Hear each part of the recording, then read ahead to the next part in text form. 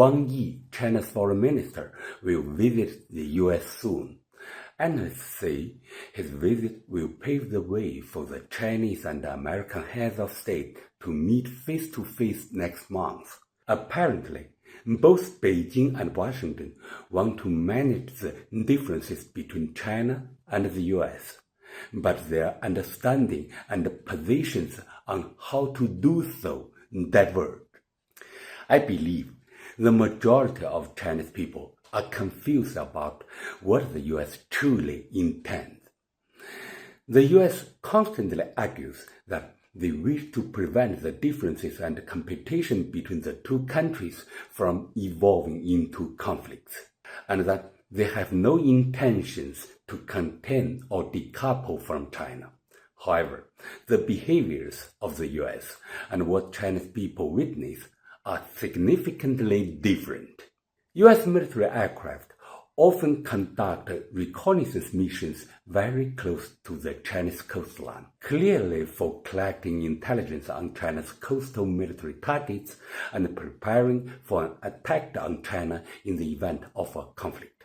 Under those conditions, how can the PLA not scramble its aircraft to intercept U.S. reconnaissance planes? This is a basic requirement for China's national security.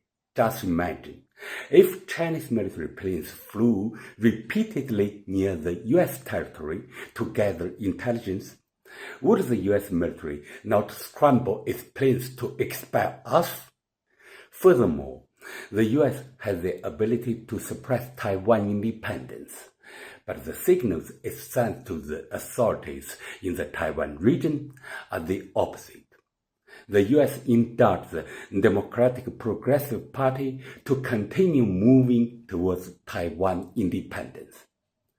Also, the U.S.'s attitude toward technology decoupling is so absolute that its negative impacts on China-U.S. trade continue to expand, and the additional tariffs imposed during the Trump administration have yet to be lifted.